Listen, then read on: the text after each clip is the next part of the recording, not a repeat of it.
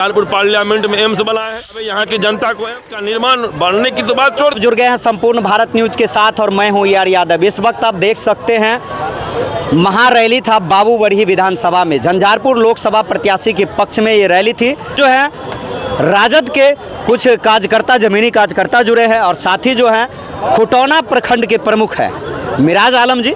जानते हैं कि किस प्रकार एमएलसी के पूर्व प्रत्याशी भी रह चुके हैं, तो जानते हैं कि झंझारपुर के लोग और झंझारपुर के लोगों तक ये क्या मैसेज देना चाहते हैं कि क्या विकास विकास विकास हुआ था। तो आज बाबूबरही में जो जन सैलाब था वह विकास के पक्ष में था या विरोध में। सर क्या कहना चाहेंगे आप? सबसे पहले तो आप तमाम मीडिया को हमारी तरफ से और महागठबंधन की तरफ से हार्दिक अभिनंदन, स्वागत है कि आप लोग भी हम लोगों का बैठ लेने का काम कर रहे हैं। ये चुनाव नहीं चुनौती है।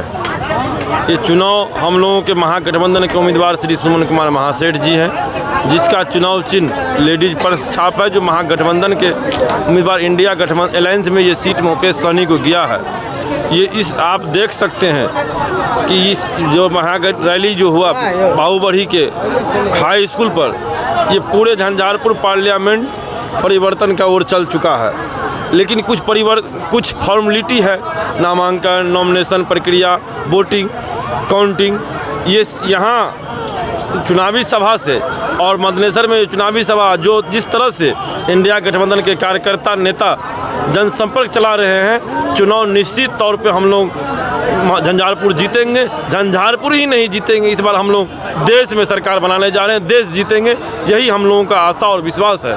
सर आपके पार्टी और आपके पार्टी समर्थित एक महिला है सीमा कुशवाहा, उन्होंने एक रैली निकाला और कहा है संविधान बचाओ, ये चुनाव है, यदि संविधान को बचाना है तो घर से निकल के वोट भी जो है कहीं न कहीं राजद और महागठबंधन को करना है। क्या कहना चाहेंगे? निश्चित तौर पे ये सीमा कुशवाहा नहीं, हमारे आदरणीय नेता भी कह रहे हैं संविधान बचाना है।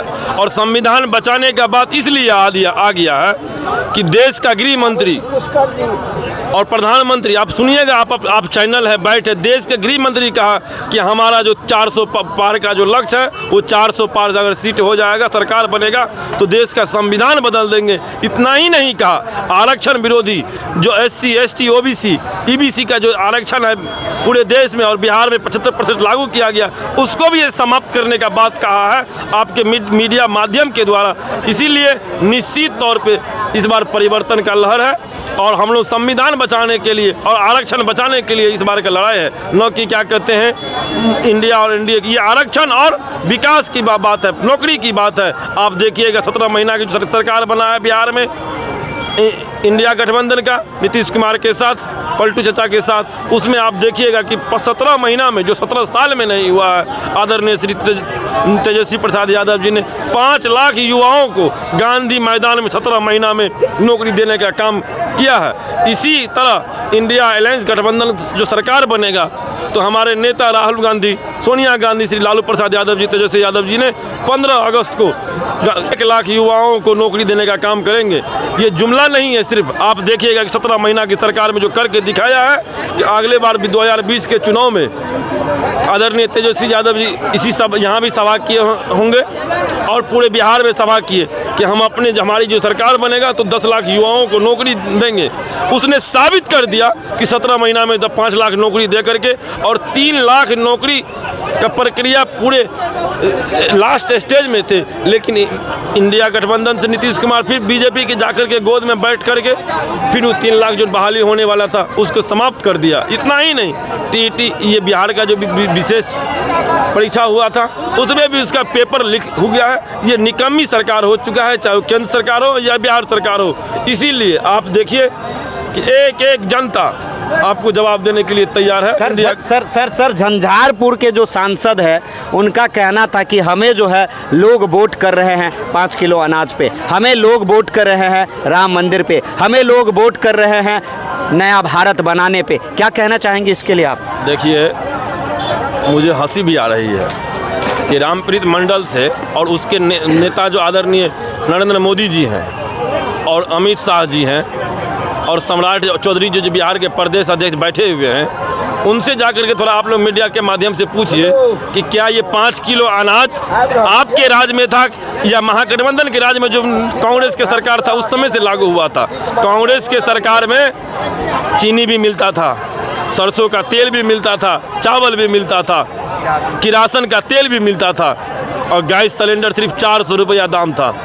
ये महंगाई के मार पूरे देश झेल रहा है। इसीलिए उस सांसद से जाकर के पूछिएगा, ये सांसद भी बोला है और क्या कहते हैं मुख्यमंत्री भी बाबू क्या कहते हैं पिपरौन हाई स्कूल में कल बोला है कि झंझारपुर पार्लियामेंट में एम्स बनाए हैं। तो दिखावे यहाँ की जनता को एम्स कि कहाँ एम्स का निर्माण, बनने की तो बात छोड़ दीजिए, निर्माण वो कहाँ किया है, यही यहाँ की जनता पूछना चाहते हैं। और हमारे नेता तो कह दिए हैं कि जब हमारी सरकार आएंगी तो 10 लाख 10 किलो चावल 10 किलो अनाज देंगे, तेल भी देंगे, चीनी भी देंगे, किरासन तेल भी देंगे और नौकरी भी देंगे। अब महिला बहनों को रक्षाबंधन पे 1 लाख रुपया 8,500 के प्रति महीना के हिसाब से खटाखट अकाउंट में भी जाएगा। तो आप देख रहे थे हमारे साथ मिराज आलम जी थे, उन्होंने कहा है कि न चावल दिया है न गेहूं दिया है, ये सारा कारनामा जो है हमारी सरकार और हमारे गठबंधन के लोग पहले से करते आए हैं। मैं झंझारपुर की जनता और झंझारपुर के लोगों से ये अपील करना चाहता हूं कि आप अपने मत का अधिकार जो है